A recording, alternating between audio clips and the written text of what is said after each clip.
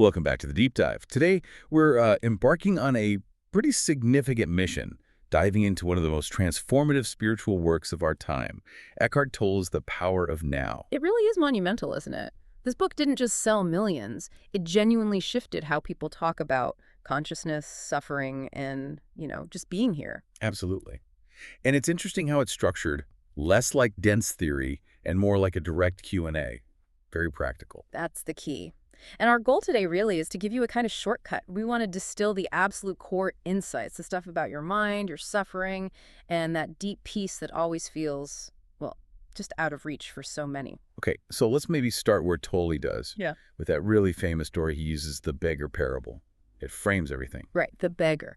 So imagine this person, maybe it's you, maybe it's anyone sitting by the road for like 30 years, begging, spare some change, just trying to get by. And they're sitting in this old beat-up box the whole time, assuming it's just junk. Exactly. Then a stranger comes along. Let's say that stranger is this teaching, this insight, and asks, "What are you sitting on?" And the beggar says, "Oh, nothing, just an old box." Dismissive. But the stranger insists, "Have you ever looked inside?" And finally, reluctantly, the beggar pries it open and is just stunned. Because it's full of gold. Pure treasure. And the analogy is so direct, isn't it? That gold, that treasure, Tolle says, is the joy of being. It's that deep, unshakable peace that's already in you. So if you're constantly looking outside yourself for validation, security, happiness, whatever, even if you're materially rich, then you're functionally still that beggar. You're looking for scraps out there when this incredible treasure is right here within you, right now. It's like being desperately poor while sitting on infinite wealth. That's quite a framing. It makes enlightenment sound huge, though, almost intimidating, like something only gurus on mountaintops achieve. And that's exactly the trap the mind sets. The ego loves the idea that enlightenment is this massive, far-off goal, because then it never has to actually deal with the now. Right. So Tolle really strips that away. He goes back to the Buddha's definition, which is beautifully simple, almost negative. Enlightenment is just the end of suffering. The end of suffering, not necessarily the start of constant bliss or something. Precisely. It's defined by what it's not. That stops the mind turning it into another concept, another thing to strive for and inevitably fail at. It just points to what's left when the self-created suffering disappears. Which is? It's your natural state, that feeling of connection, of oneness with being. It's already there, just obscured. Okay, so if enlightenment is the end of suffering, what's actually causing the suffering in the first place? This brings us right to the main issue Tolle identifies. Identification with the mind. Yes, this is the core dysfunction. He talks about this opaque screen created by the mind. Imagine trying to see clearly through a window covered in labels, judgments, old beliefs, constant commentary. Like mental graffiti covering everything. Exactly. And that screen, made of concepts, words, images, it doesn't just distort things, it fundamentally blocks true relationship. It creates this powerful illusion of separation. Separation from others, from nature, from your own deeper self, even from the source of life itself. You forget that underlying everything, you're connected. And that forgetting leads to fear. Yes, a kind of background hum of fear, anxiety, lack. Because if you feel separate and vulnerable, the world seems threatening. Most people would probably agree we think too much, maybe worry too much. Yeah. But Tolle uses stronger language. He calls thinking, when it runs rampant, a disease. It's a powerful analogy, and it's very specific. Thinking itself isn't bad. It's an incredible tool, essential for navigating the world. But when it becomes compulsive, involuntary, just running constantly in the background. Like a program running wild. Yes, like cells dividing uncontrollably, like cancer. It takes over the whole system without regard for the organism. The tool becomes the master. And the crucial shift in understanding here is agency. It's not just that you use your mind badly. It's that, for most people, most of the time, the mind is using you. That's the delusion. You believe you are that stream of thoughts, those judgments, that inner narrative. You identify with the instrument. Completely. The instrument is taken over, and you're caught in its loop. Let's make this really practical for someone listening. What does this mind using you actually sound like? We're talking about that voice in the head, right? That relentless inner monologue. Or sometimes dialogue. The running commentary, the criticism, the worrying, the replaying of old arguments. It just goes on and on. And it's often quite negative, isn't it? Very often. Well, or just pointless chatter. And the key question Tolle asks is, Can you stop it? Can you choose to be free of that voice whenever you want? Is there an off switch you actually control? And if the answer is no, if you can't find that switch, Then you're not really in charge. The mind is using you. You're unconsciously identified with it. It's almost like being possessed, he says, but without even realizing it. That voice isn't you. It's the tool that's taken over. okay, so realizing that is the first step.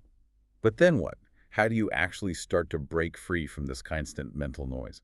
The vital next step is learning to disidentify. And you do that by activating what he calls the watcher, or the witnessing presence. So you don't fight the thoughts. No, you don't try to stop them directly.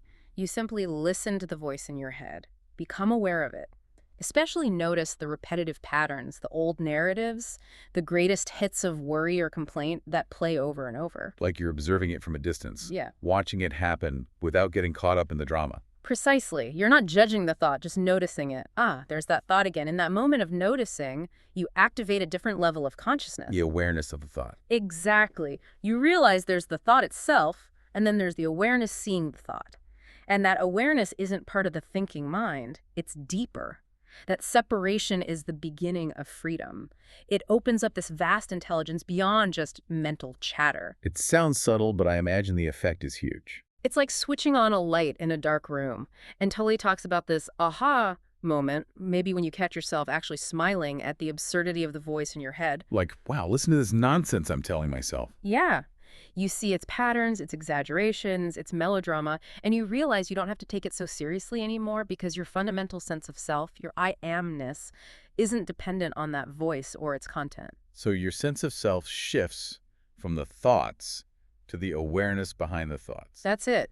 It moves from being rooted in your personal history, your opinions, your mental positions, to being rooted in that silent, witnessing presence. So it's not about achieving a state of no thought, but about reclaiming your power over thought, using it as a tool again. Exactly. When you need to think, plan, analyze, and use the mind consciously. But you're no longer compelled by it, no longer its slave. The practice is simply maintaining that awareness, that watcher perspective, as often as you can remember to. Okay, so if the mind is the source of the problem, and as you said, the mind relies totally on time past and future to operate, we really need to look at time itself, how it gets weaponized against us, essentially. Right. And let's be clear. The mind is brilliant at certain things. It's a survival machine, first and foremost. Attack, defense, analyzing information, planning ahead. Absolutely magnificent for all that. But Tolle is very firm on this point. The conceptual mind, the one locked in past and future, is not creative. True creativity, real insight, comes from somewhere else entirely. And that somewhere else is what he calls creative stillness, or the no-mind state. Does that mean becoming dumb? Like reverting to an animal? Not at all. It's the opposite, really. It's about accessing a deeper intelligence beyond the limitations of linear thought. It allows you to use the thinking mind much more effectively when needed. So, like an oscillation. Thinking, then stillness, then maybe clearer thinking. Exactly that. True genius often involves moving between focused thought and inner quiet. When you hit a wall trying to solve a problem just by thinking harder, the real breakthrough often comes when you step back, quiet the mind, maybe go for a walk. The answer just pops in. Often, yes. It emerges from that stillness. And this isn't just spiritual woo-woo, there's evidence. You mentioned mathematicians. Einstein? Yeah, studies of eminent scientists and mathematicians, including Einstein, showed that the actual aha moment, the decisive insight in their creative process, didn't come from the grinding mental effort. Thinking played a supporting role, but the breakthrough itself arose from a quieter, more intuitive space. Because they could access that stillness. Their power wasn't just thinking, but also stopping thinking. Precisely. And think about the intelligence already operating within us outside the thinking mind. Consider a single human cell incredibly tiny, yet containing DNA instructions that, if written out, would fill thousands of books. That vast intelligence is running your body, running ecosystems, running the universe. The thinking mind didn't create that. When your mind reconnects with that source intelligence, then it becomes a truly powerful tool, serving something much bigger than just the ego's little worries. Okay, back to time then. Why is the mind so resistant to the cute, now to the present moment? Because its very structure, its mode of operation depends on past and future. It needs the past for identity, who I am is my story, and the future for projection, goals, and anxieties, who I will be, what might happen. The now, being timeless, offers nothing for the mind to grasp onto.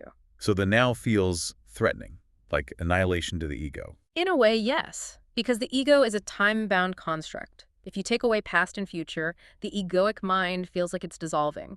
Time and the conceptual mind are inseparable. Think about nature, an oak tree, an eagle they only know now. Past is memory, future is potential, but life happens now. We absolutely need to get granular here, though. Tolle makes a critical distinction between clock time and psychological time. One's useful, one's toxic. Hugely important distinction. Clock time is purely practical. Using the past to learn from mistakes. Okay, it didn't work last time, let's try this.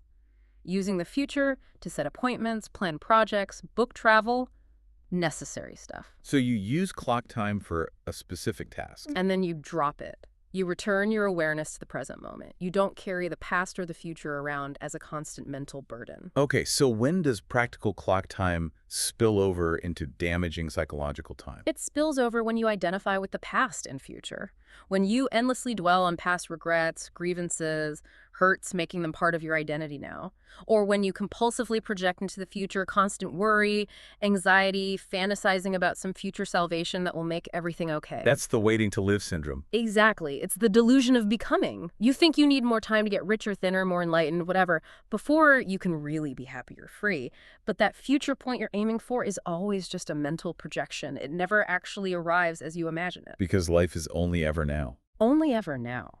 Freedom, peace, joy, they aren't waiting in the future. They're available only in this present moment, underneath the mental noise. And if we zoom out from the individual, this obsession with psychological time, this future fixation, has devastating collective consequences. Absolutely. Tolle calls it a collective dysfunction, a form of societal insanity. Look at any rigid ideology, political, religious, nationalistic, that places its highest good in some future utopia. That future goal then justifies pretty much anything in the present. The end justifies the means, and that is the source of unimaginable horror. He points specifically to the estimated 50 million people killed in the 20th century to further the cause of communism, all based on the belief in a future paradise. Creating a present hell in the name of a future heaven. That's the insanity of psychological time played out on a mass scale. The now is devalued, disregarded. People become mere obstacles or tools on the path to a projected future that never materializes as promise. And personally, even if we're not involved in political violence, this future obsession is the root of most anxiety and fear. Right. Almost all psychological fear stems from this. True, immediate fear is useful. Tiger jumps out, you run. But psychological fear, worry, dread, tension, phobias is almost always about something that isn't happening now, but that your mind is projecting into the future. It's that gap you mentioned, the anxiety gap. My body is here now. My mind is lost in a non-existent future scenario. And here's the crucial thing about worry. You can always cope with the present moment. Whatever's happening right now, you can handle it.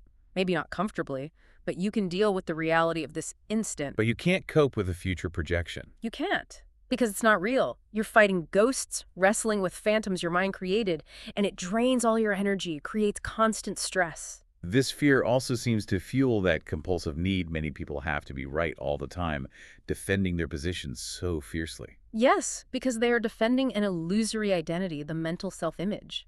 If your sense of self is tied up in your opinions and beliefs, then being wrong feels like a threat to your very existence. So you defend it, often aggressively. It's a form of violence, he suggests. A subtle form, yes.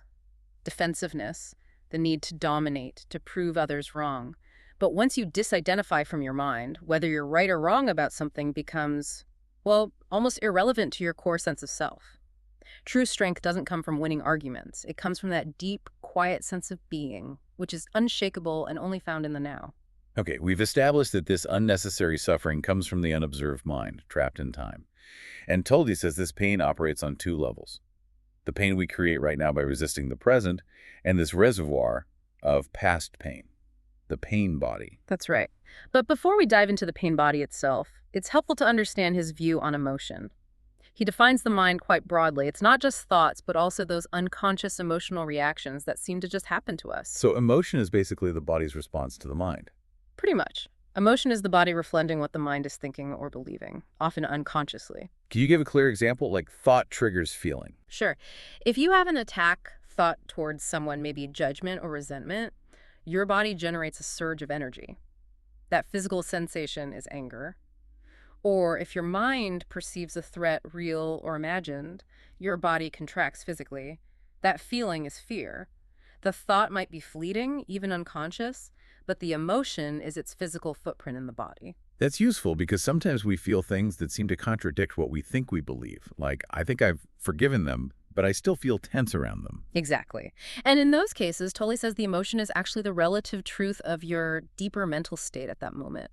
Your conscious thoughts might be saying one thing, but the emotion reveals the underlying, perhaps unconscious, belief or pattern that's still active. The body doesn't lie.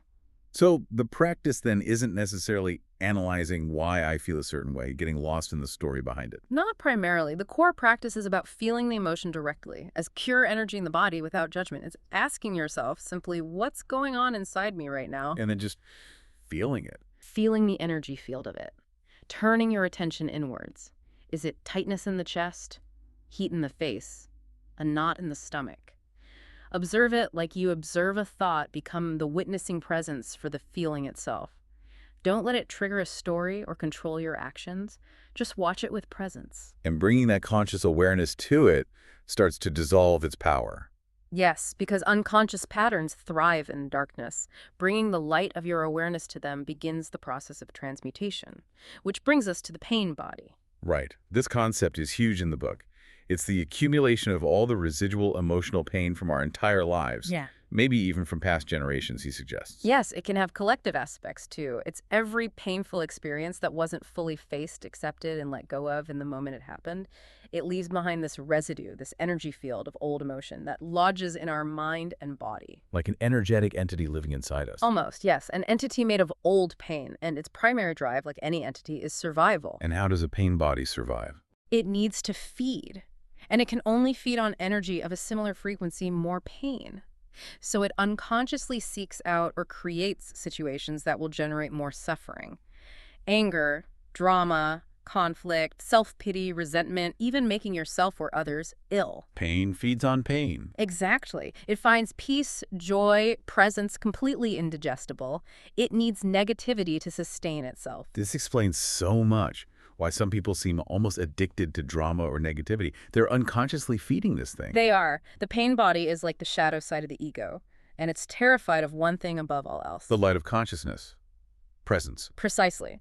Because presence is the antidote. If you stay unconscious when the pain body gets activated, you identify with it. You become the anger, the sadness, the victim, and you act it out, feeding it. But the moment you bring conscious awareness to the feeling, You break the identification. you break it. You see it for what it is, of old energy, a pattern, a phantom. It can't survive long in the light of your presence. Right. It can't keep using your mind to generate thoughts that match its energy or using your body to act it out. So the practical way to dissolve it isn't fighting it, but feeling it consciously. Yes. When you feel it stirring that old familiar wave of negativity, depression, anger, whatever its flavor is for, you don't get lost in the thoughts about it. Why me? It's their fault. Instead, turn your attention directly to the energy field of the feeling within your body. Just feel the raw sensation. Feel the energy. Be the space for it. The moment you observe it without reacting, the identification is broken. A higher dimension of consciousness, your presence has come in. And the pain body can no longer replenish itself through you. It begins to dissolve. We should also quickly touch on the difference Tolle makes between everyday pleasure and true joy, love, or peace. People often mix these up. A crucial distinction. Joy, love, peace. These are states of being. They arise from within, from your connection to that deeper dimension beyond the mind. And significantly, they have no opposite. What do you mean, no Well, pleasure's opposite is pain. They exist on a spectrum, part of the mind's dualistic world. Pleasure comes from external things, food, sex, winning, acquiring things. It's inherently temporary. And Tolle points out that the very thing giving you pleasure today often becomes a source of pain tomorrow, right? Or its absence causes pain. Absolutely. Addiction is the extreme example. But even in relationships, if it's based on needy, clinging, seeking completion in another person, it's rooted in that pleasure-pain cycle. So that's why those relationships often swing wildly between love, meaning need fulfillment, pleasure, and hate, meaning need frustration, pain. Exactly. Because it's not true love, which is a state of being recognizing itself in another. It's egoic neediness. Real love, real peace, real joy don't have that built-in opposite. They don't make you suffer. If a relationship brings constant suffering, it's likely driven by ego and pain body, not love. Before we move on, we really need to highlight this specific point Tolle makes about the collective female pain body. He offers it as a powerful practice. Yes, this is a very specific and potentially transformative application. He suggests there's a massive accumulation of collective female pain from millennia of subjugation, violence against women, the suffering of childbirth, societal suppression that exists as a shared energy field. And this collective pain body tends to activate in many women at a specific time. Particularly, he notes, in the days leading up to the menstrual cycle, it can manifest as heightened irritability, depression, emotional sensitivity, physical discomfort, essentially. The free flow of life energy gets temporarily constricted by this awakening pain body.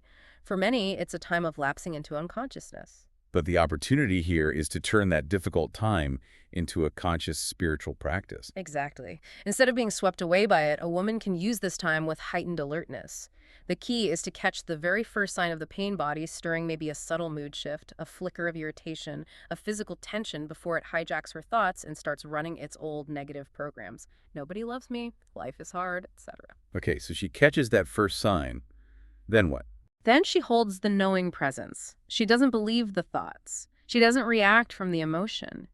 Instead, she consciously directs her attention into the energy field of the pain itself within her body. Feeling the charge, the sensation, without judgment. Yes. Feeling it fully, allowing it to be there, but holding it within the larger space of her conscious awareness.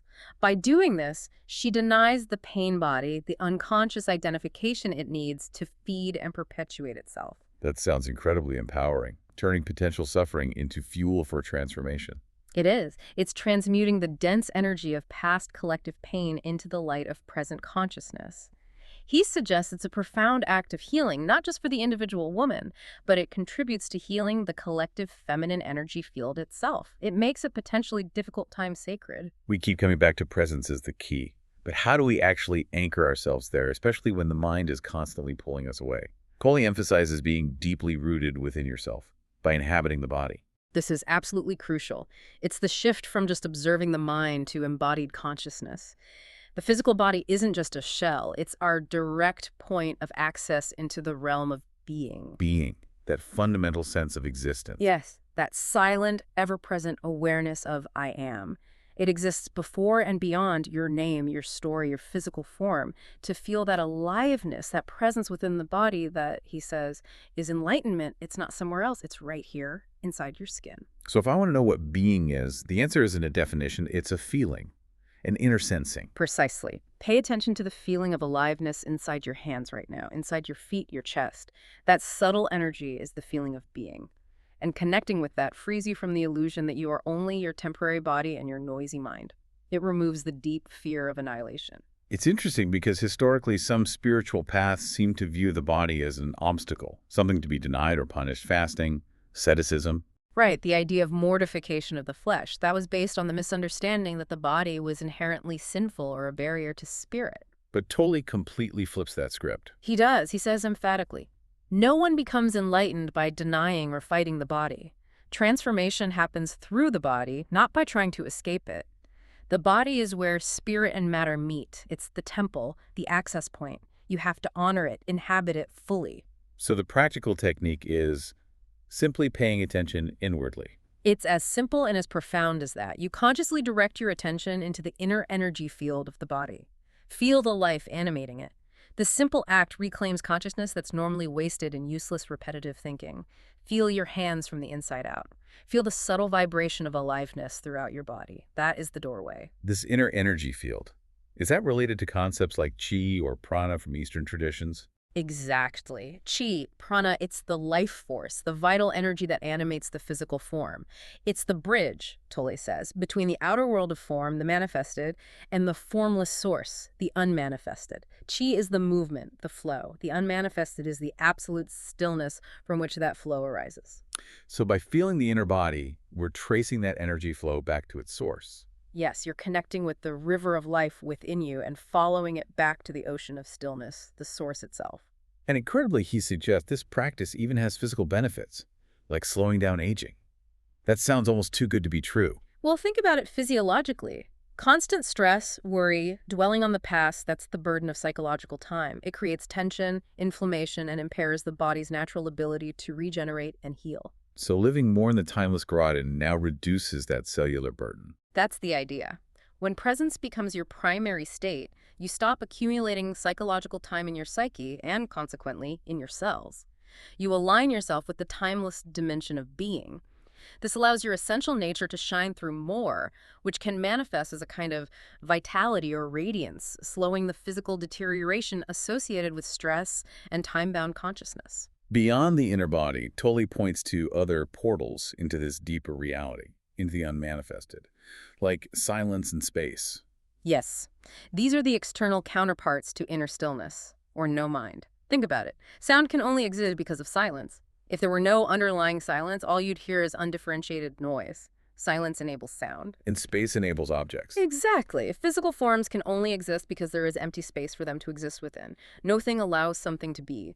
We tend to focus only on the things, the forms, and ignore the space, the silence that makes them possible. We forget just how much empty space there really is, even in solid objects. Physics confirms this, doesn't it?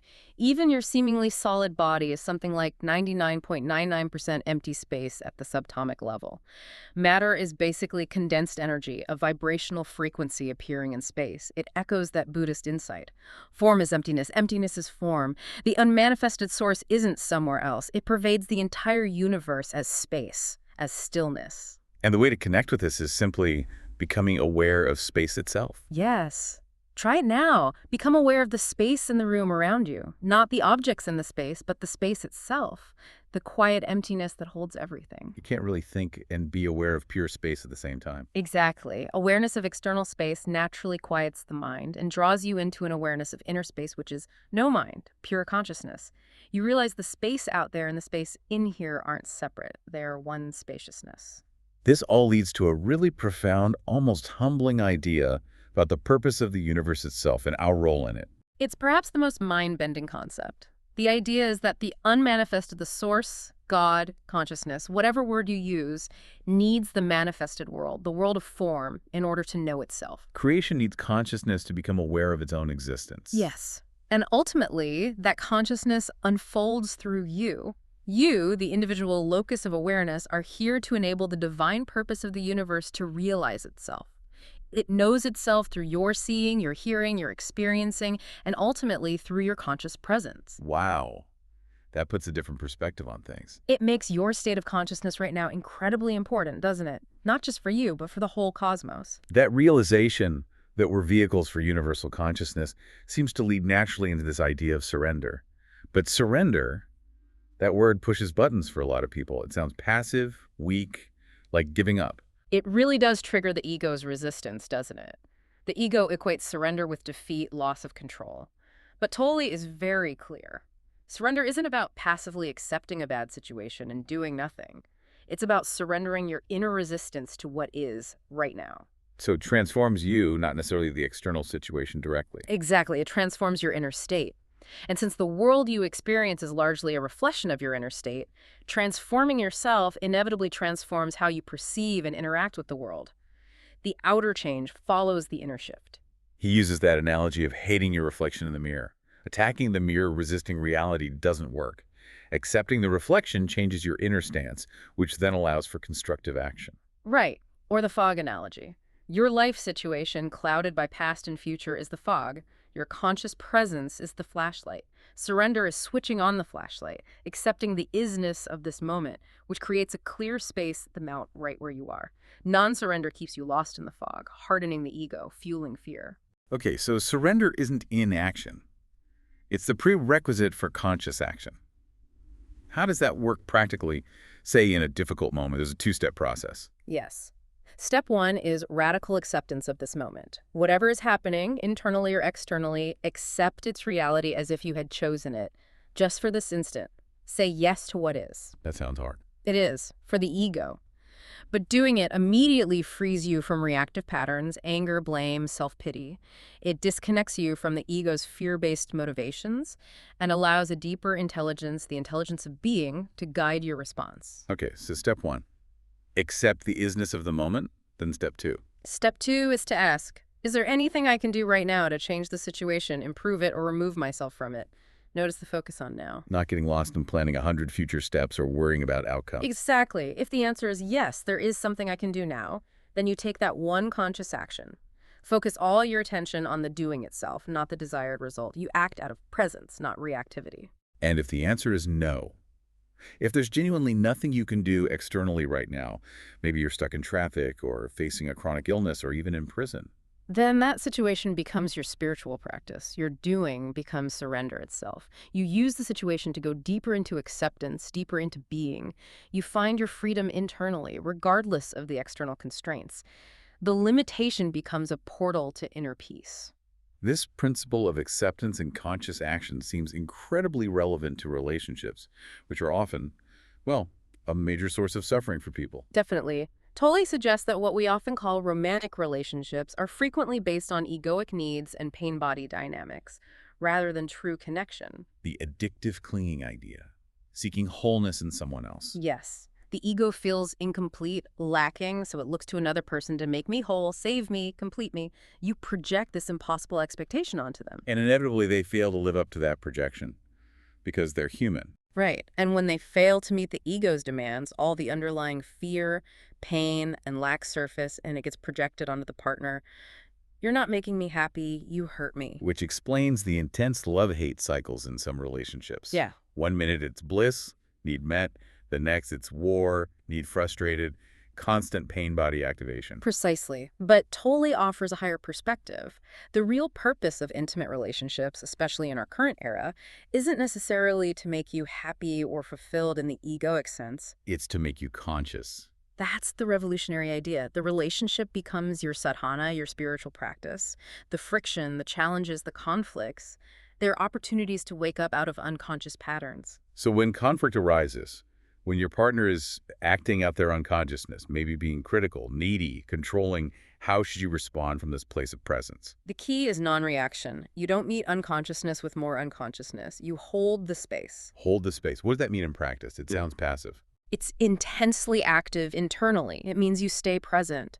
You feel your own inner reaction arise, the urge to defend, attack, withdraw, but you don't act on it. You simply watch it within yourself.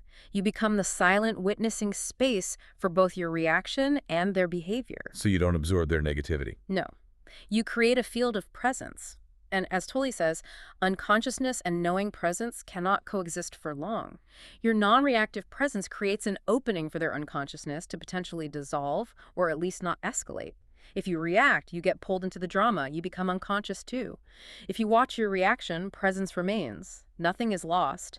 You become the space for potential healing. This links to the idea of invulnerability through non-resistance, like the spiritual interpretation of turning the other cheek. Right, exactly. It's not about being a doormat externally. It's about inner non-resistance. When someone directs negativity at you, an insult, aggression, you allow it to pass through you energetically. You don't solidify it by reacting and taking it personally. Because there's no solid me, no ego there to be hurt anymore. That's the deepest level. You realize the attack isn't truly personal. It's coming from their state of unconsciousness, their pain. So you don't build a wall of defense. It's like spiritual Aikido. You yield inwardly to overcome. This non-resistance gives you immense inner strength because you're no longer controlled by external events or other people's behavior. Is this related to forgiveness? It is forgiveness, in its deepest sense. Not necessarily saying what you did was okay, but letting go of the grievance, the resentment, the story you hold about it, realizing it came from unconsciousness and letting it pass through you without leaving a residue of pain. Okay, let's bring this section home by revisiting that contrast between inner peace and happiness. Right. Happiness, as commonly understood, is dependent on external conditions being good. I'm happy because this happened or because I have that. It's conditional and therefore fleeting because conditions always change. But inner peace? Inner peace arises from within, from your connection to being, from acceptance of the now. It's independent of outer conditions. You can be at peace even amidst chaos or difficulty. It's unshakable. And this connects to compassion. Yes. True compassion has two sides, Tolle suggests. One is recognizing our shared humanity, our shared vulnerability. We all face challenges, we all suffer, we all eventually die.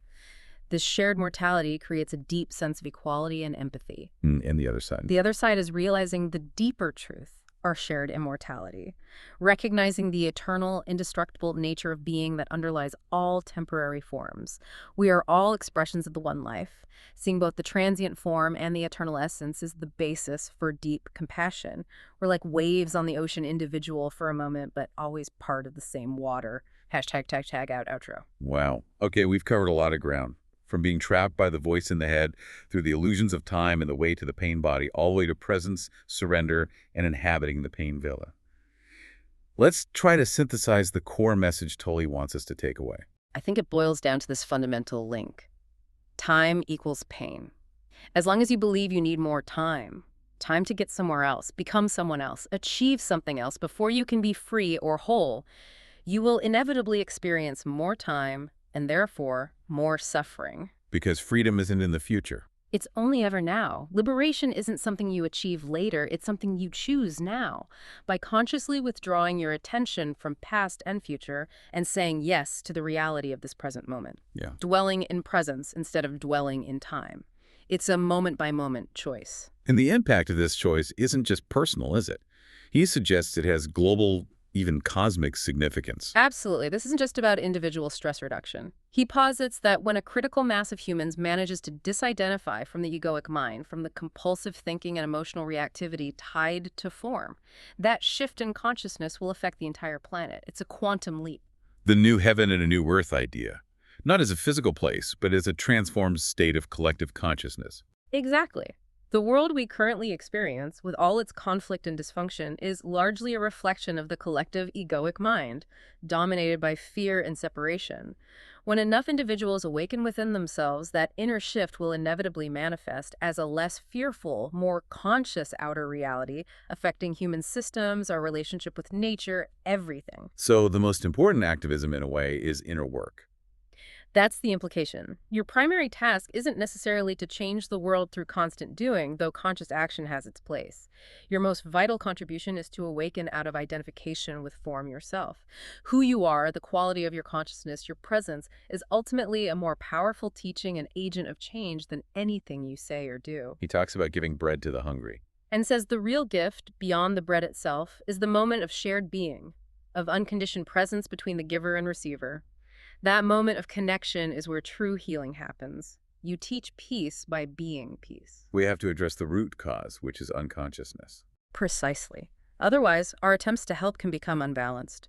Empathy for suffering is vital, but it needs to be balanced with that deeper awareness of the eternal nature of life beyond form and the ultimately illusory nature of the problems created by the ego. Which leaves us with a really powerful final thought to consider, stemming from that idea that the universe needs our consciousness. If we are, in fact, the means through which the universe, the source, comes to know itself. Then the critical question becomes, is your state of consciousness today, right now, simply a reaction to your external circumstances, your mood dictated by events? Or is the quality of your presence, your conscious awareness in this moment, actually helping to shape and determine the future unfolding of reality, the future of the world? When you grasp your role in that divine unfolding, you realize just how significant your next conscious breath truly is. A profound place to pause. This has been an incredibly insightful deep dive. Thank you so much for walking us through these ideas. It was a genuine pleasure. Thank you.